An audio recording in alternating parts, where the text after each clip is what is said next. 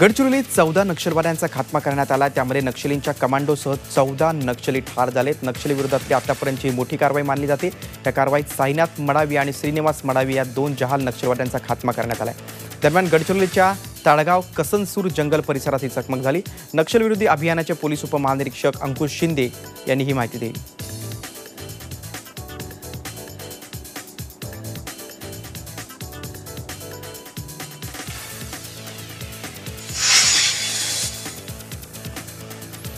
सांगलीत ब्रह्मनाळमध्ये मगरीनं ओढून नेलेल्या नदीत सागरचा मृतदेह सापडलाय। सागरच्या मृतदेहाचा तब्बल 42 तास शोध सुरू होता। कृष्णा नदीत मगरीनं 14 वर्षांच्या सागर डंक या मुलावर हल्ला केला होता आणि त्याला नदीत ओढून नेलं होतं। त्यानंतर वन विभाग आणि ग्रामस्थांकडून नदीमध्ये शोध मोहीम हाती घेण्यात आली होती। कर्नाटकच्या हरुगिरीमध्ये राहणारा सागर डंक हा त्याचे मामा सुनील नरुटे यांच्याकडे सुट्टीत राहण्यासाठी आला होता।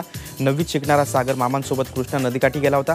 इतर मुलांसोबत नदीकाठी घाटावर तो बसला होता। त्यावेळी मगरीनं सागरवर हल्ला केला आणि त्याला पात्रात ओढून नेलं।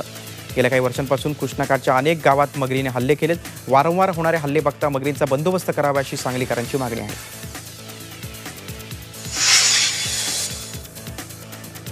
औरंगाबादमध्ये एका बहादराने कॉपी करण्यासाठी थेट धमकीच दिली आहे। नोकरीसाठी 35 लाख रुपये भरल्यानं परीक्षेत पास होणं अत्यावश्यक आहे। त्यासाठी कॉपी करू द्या, नाहीतर कॉलेजच्या इमारतीवरून उडी मारून आत्महत्या करीन असं त्यानं धमकीत म्हटलंय। त्यानं थेट वर्गातून पळ काढला। प्रसंगावधान राखत कर्मचाऱ्यांनी त्याला पकडून शांत केलं। नौखंडामधल्या doctor Rafiq Zakaria college for वुमनच्या परीक्षा केंद्रात हा प्रकार घडला। त्यानंतर याबाबत पोलीस स्टेशनमध्ये तक्रार देण्यात आली। शिवाय विद्यापीठ स्क्वॉडलाही याबाबत माहिती देण्यात आली। MIT कॉलेजमध्ये कॉपी पकडली म्हणून सचिन वाघ या विद्यार्थ्यानं आत्महत्या केल्याची घटना ताजी असतानाच असा प्रकार घडल्यानं शिक्षण क्षेत्रात चिंता व्यक्त होते।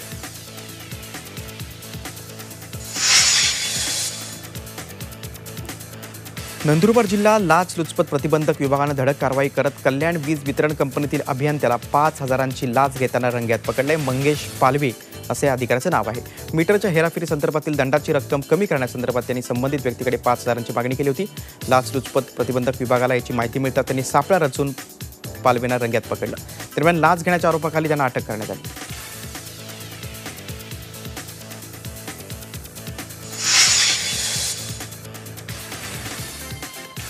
नालासोपाऱ्यात जुगार अड्ड्यावर धाड टाकून 7 जुगाऱ्यांना अटक करण्यात आली। पोलिसांनी त्यांच्याकडून 11,000 रुपये जप्त केलेत। नालासोपारा इथल्या धर्मानगर परिसरातल्या एका इमारतीमध्ये जुगाराचा अड्डा सुरू असल्याची माहिती पोलिसांना मिळाली होती। त्यानंतर पोलिसांनी त्या ठिकाणी धाड टाकून 7 जणांना जुगार खेळताना रंगेहात अटक केली। या प्रकरणी तुळीस पोलीस ठाण्यात गुन्हा दाखल करण्यात आला आहे।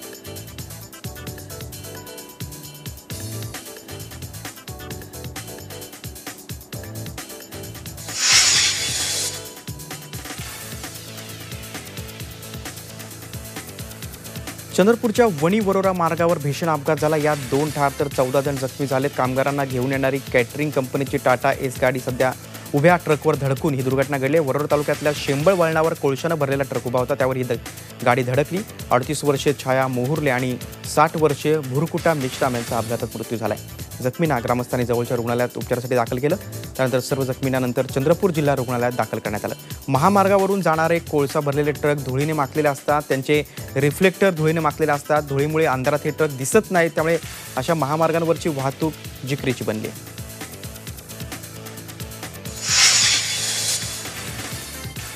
हिंगोलीत बस आणि कारची समोरासमोर धडक झाली। या अपघातात 26 जण जखमी झालेत। धडक झाल्यानंतर बस पलटी झाली। परभणी हिंगोली मार्गावर ही दुर्घटना घडली। दुर्घटनाग्रस्त बस ही पुसद डेपोची आहे, ती परभणीच्या दिशेने जात होती। दरम्यान जखमी रुग्णांवर जवळच्या रुग्णालयात उपचार सुरू आहे।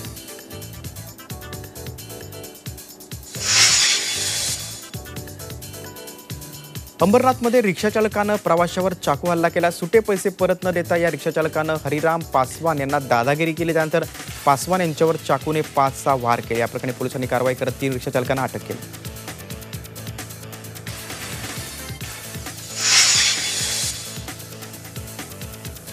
नगर जिल्ह्यातील पारनेर तालुक्यातील वडगाव येथील रोपवाटिकेत दबा धरून बसलेल्या बिबट्यानं हल्ला केला, त्यामुळे 2 जण जखमी झाले। त्या हल्ल्यात असलेल्या रोपवाटिकेत हे मजूर काम करत होते। त्यावेळी दुपारच्या सुमारास बिबट्यानं अचानक झेप घेतली आणि 2 शेतकऱ्यांना आपलं भक्ष्य बनवण्याचा प्रयत्न केला। हल्ल्यात ते 2 जण गंभीर जखमी झालेत। जखमींना उपचारासाठी नगरच्या जिल्हा शासकीय रुग्णालयात दाखल करण्यात आले।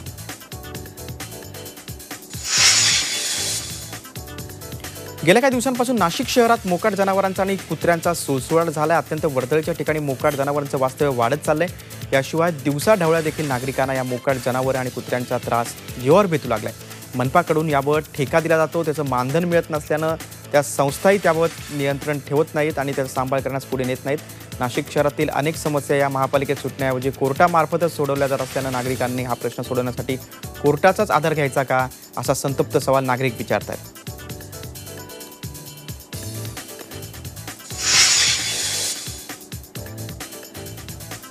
शिवसेना पक्षप्रमुख उद्धव ठाकरे यांची नाणारमध्ये सोमवारी सभा होणारच असल्याचं स्पष्टीकरण खासदार विनायक राऊत यांनी दिले. तसंच सभेवर ग्रामस्थांचा बहिष्कार नसल्याचंही त्यांनी स्पष्ट केलं.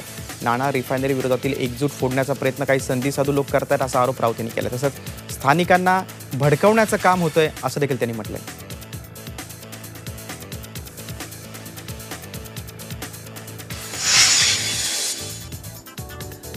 राज्य हागणदारी मुक्त झाल्याची मुख्यमंत्र्यांची घोषणा म्हणजे दुरून डोंगर साजरे असल्याचं टीका सुप्रिया सुळे यांनी केली. मुख्यमंत्री हेलिकॉप्टरमधून जास्त फिरतात आणि गाडीतून कमी, त्यामुळे ते वस्तुस्थितीपासून दूर आहेत असंही त्यांनी सांगितलं.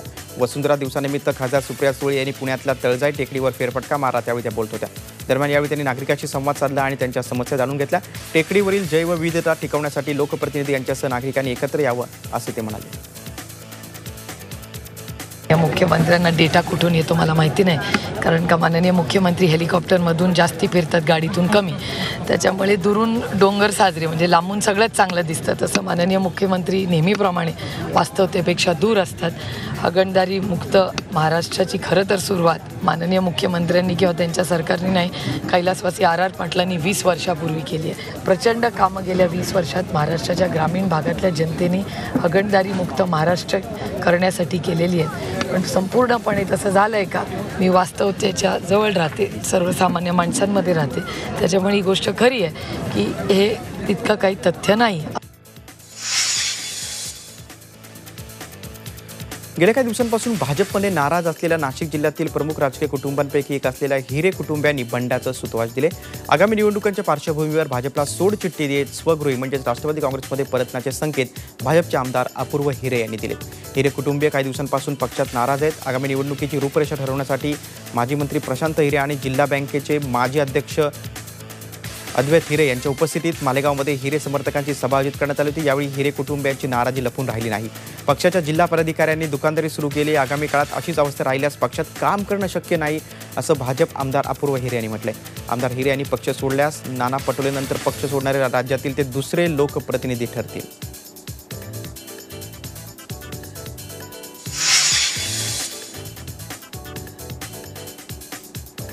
केंद्र सरकारचा सहकार विभागाविषयीचा दृष्टिकोन चांगला नाही. अडचणीत असलेल्या सहकारी बँकांना मदत करण्याऐवजी बलदंड राष्ट्रीय बँकांनाच केंद्र सरकार मदत करत असल्याची टीका माजी केंद्रीय मंत्री शरद पवार यांनी केली. मुंबईत डेक्कन मर्चंट कोऑपरेटिव्ह बँकेच्या शतकपूर्ती सोहळ्यात ते बोलत होते. औषधाची गरज असताना वेळीच औषध दिलं जात नाही, उलट रुग्णाला जास्त बंधनं घालून परिस्थिती अधिक चिघळवली जाते, असा टोला त्यांनी या निमित्ताने लगावला.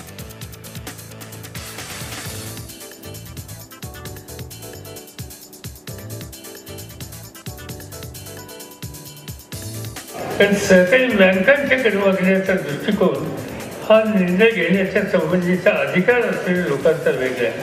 मोठ्या मोठ्या बँकांच्या म्हणजे गुंतवणूक करण्याच्या संबंधीची त्याला बाहेर काढण्याची आज भूमिका केंद्राच्याकडून घेतली जाते आणि दुसऱ्या बाजूला खऱ्या अर्थानं सामान्य माणसाला सन्मानानं जगवण्याचं उभं करण्याचं काम करणाऱ्या सहकारी बँकांच्याकडे या ठिकाणी मदत करण्याच्या संबंधीची भूमिका घेतली. शरद पवार हे सहकार चळवळीचे आधारस्तंभ आहेत अशा शब्दात शिवसेनेचे खासदार आनंदराव अडसूळ यांनी शरद पवारांवर स्तुतीसुमनं उधळली आहेत. मंत्रिपद असो किंवा नसो, कोणतेही प्रश्न तत्परतेनं सोडवण्यासाठी शरद पवार पुढाकार घेतात, त्यामुळे सहकार चळवळीला पवारांसारख्या नेत्याची गरज असल्याचं अडसूळ यांनी म्हटलंय. मुंबईत डेक्कन मर्चंट कोऑपरेटिव्ह बँकेच्या शतकपूर्ती सोहळ्यात ते बोलत होते. त्यावेळी व्यासपीठावर शरद पवार हे सुद्धा उपस्थित होते. तसंच अर्थमंत्री अरुण जेटली काम करतो म्हणतात मात्र करत नाहीत असे अडसूळ म्हणाले.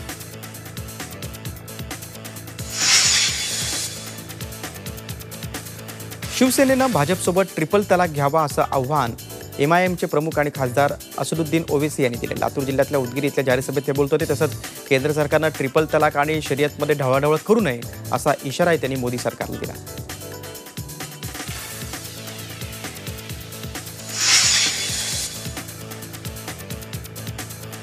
ठाण्यात मतदार जागरण शिबिराचं आयोजन करण्यात आलं होतं. या अभियानाला मेधा पाटकर यांना आमंत्रित करण्यात आलं होतं. पिढ्यानपिढ्या राहणारे कोळीवाडे वस्त्यांचा चाळीत राहणाऱ्यांना विश्वासात न घेता उद्ध्वस्त करणं म्हणजे विकास असं नाही, तर विकासात विस्थापितांचं पुनर्वसन हे राहण्यास घर दिलं म्हणून झालं असं नाही, तर विस्थापितांचं पुनर्वसन हे त्यांच्या सहमतीनं धंद्यावर आणि त्यांच्या जगण्याशी सुसंगत असावं असं ठाम मत यावेळी मेधा पाटकर यांनी मांडलं.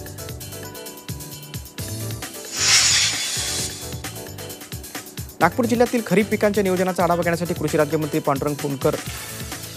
मंत्री पांडुरंग फुंडकर यांनी कृषी अधिकाऱ्यांची विशेष बैठक बोलावली होती. या बैठकीत नागपूरचे पालकमंत्री चंद्रशेखर बावनकुळे यांच्यासह काही आमदार देखील उपस्थित होते. यावेळी खरीप पिकांसाठी बी बियाणं, पीक नियोजन, बोंडअळी संदर्भात पीडित शेतकऱ्यांसाठी उपाययोजना याविषयी अधिकाऱ्यांकडून माहिती घेण्यात आली. दरम्यान उन्हाळ्यात ग्रामीण भागात पाणी टंचाई संदर्भात उपाययोजना करण्याचे आदेश चंद्रशेखर बावनकुळे यांनी दिले.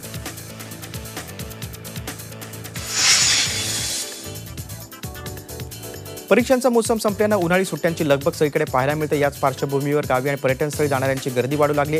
प्रवाशांची वाढती गर्दी लक्षात घेता मध्य रेल्वेनं 50 मेल आणि एक्सप्रेस गाड्यांना जादा डबे जोडण्याचं जाहीर केले.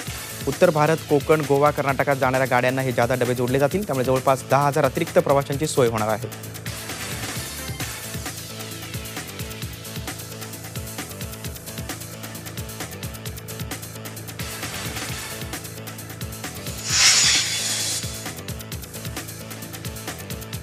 पोलिसांना हायटेक करण्यासाठी पोलिसांसाठी खास ॲप लॉन्च करण्यात आलंय.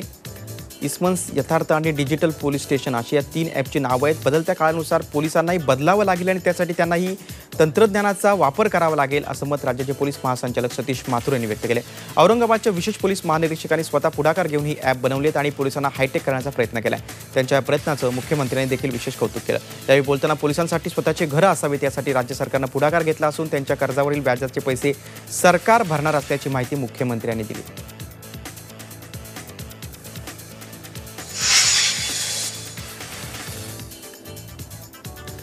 शिवसेनेचे खासदार आणि सामनाचे कार्यकारी संपादक संजय राऊत यांच्या गोफ या पुस्तकाचं प्रकाशन उद्धव ठाकरे यांच्या हस्ते दादरच्या शिवाजी मंदिर येथे पार पडलं. या प्रकाशन सोहळ्याला सिक्कीमचे राज्यपाल श्रीनिवास पाटील, काँग्रेसचे खासदार कुमार केतकर, त्रिपुरा राज्य भाजप प्रभारी सुनील देवधर असे सर्व पक्षनेते उपस्थित होते. मात्र हा प्रकाशन सोहळा खऱ्या अर्थानं गाजला तो केतकर आणि देवधर यांच्यातील जुगलबंदीमुळे.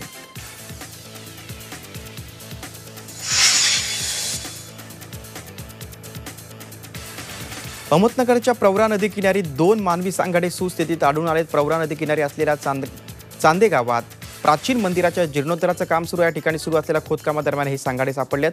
नगर जिल्ह्यात यापूर्वी प्रवरा नदी किनारी ताम्र, पाषाण युगीन तसंच उत्तर हडप्पाकालीन अवशेष सापडलेत. प्रवरा नदीपासून जवळच दायमाबाद हे हडप्पा संस्कृतीतलं गाव आहे. त्यामुळे हे सांगाडे मंदिराच्या पुजाऱ्यांचे आहेत की हडप्पाकालीन लोकांचे याबाबत तर्कवितर्क केले जाऊ लागलेत. ग्रामस्थांनी पुरातत्व विभागाला याबाबतची कल्पना दिली.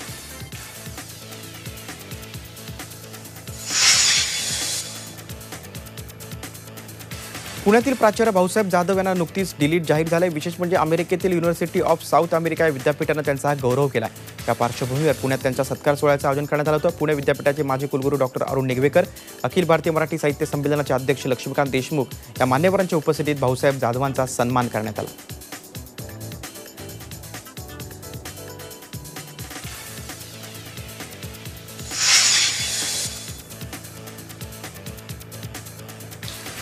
बलात्कारासारख्या संतापजनक घटनांबाबत नेत्यांची असंवेदनशीलता पुन्हा एकदा समोर आली. एवढ्या मोठ्या देशात बलात्काराची एखाद दुसरी घटना घडते त्यावर एवढं अवडंबर माजू नका असं वादग्रस्त विधान केंद्रीय श्रम आणि रोजगार मंत्री संतोष गंगवार यांनी केलं.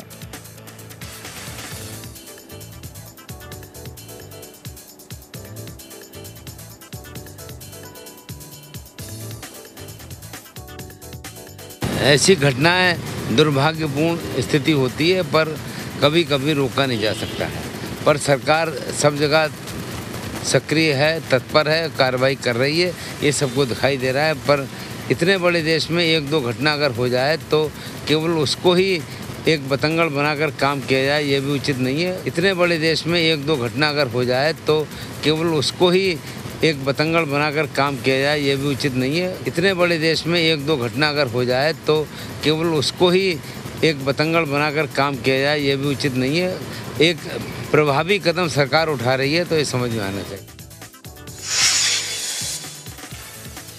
एकीकडे केंद्रीय मंत्री संतोष गंगवार यांनी मुक्ताफळं उधळली असताना काँग्रेसच्या नेत्या रेणुका चौधरी यांनीही वादग्रस्त विधान केले.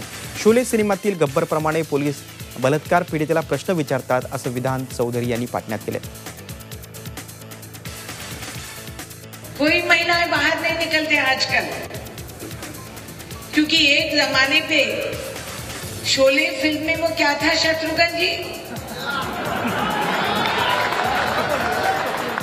वो हाँ, अरे ओ सांबा कितने आदमी थे। मगर आज के दिन जब लड़की घर से बाहर निकल के उसकी बलात्कार हो जाती है, तो थाने में जब जाते हैं लोग यही सवाल पूछते हैं कि बेटी कितने आदमी थे।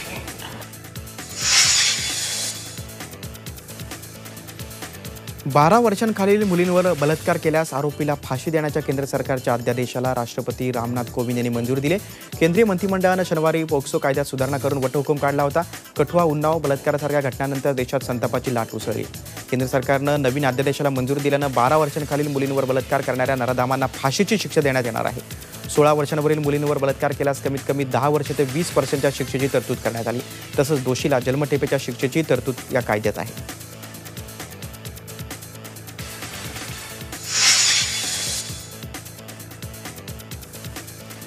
देशातल्या बँकांच्या हजारो कोटी बुडून परदेशात पळून जाणं यापुढे तितकं सोपं राहणार नाही। 100 कोटींपेक्षा जास्त रकमेच्या घोटाळेबाजांच्या मुसक्या आवळण्यासाठी केंद्रीय मंत्रिमंडळानं नवा कायदा मंजूर केला आहे। नव्या कायद्यानुसार 6 आठवड्यांच्या आतच अशा आरोपींना फरार जाहीर करणं शक्य होणार आहे।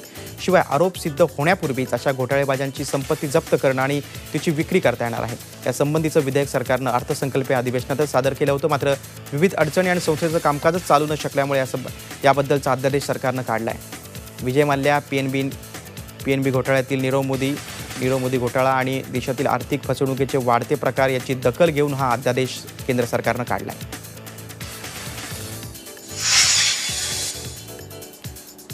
राळेगण सिद्धीप्रमाणे आदर्श गाव निर्माण करण्यात पुढाकार घ्या असं आवाहन पंतप्रधान नरेंद्र मोदी यांनी केलंय। भाजपचे खासदार आणि आमदार यांच्या पंतप्रधान मोदी यांनी संवाद साधला। नमो ॲपद्वारे मोदींनी भाजपच्या या लोकप्रतिनिधींशी चर्चा केली। यावेळी गावांच्या विकासावर लक्ष केंद्रित करण्याच्या सूचना मोदींनी भाजपच्या आमदारांना खासदारांना केली। यावेळी बोलताना मोदींनी राळेगण सिद्धीमधील स्वच्छ गाव मोहिमेचा उल्लेख केला। तसंच सरकारच्या योजना जनतेपर्यंत विशेषतः शेतकऱ्यांपर्यंत पोहोचवा असं आवाहन देखील मोदींनी केलं।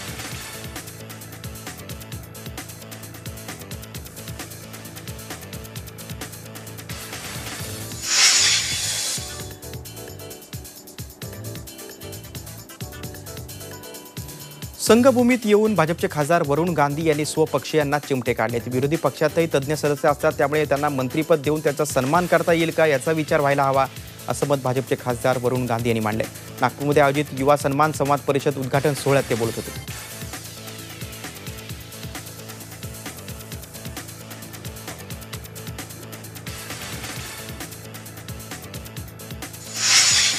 झी 24 तास रहा एक पाऊल पुढे।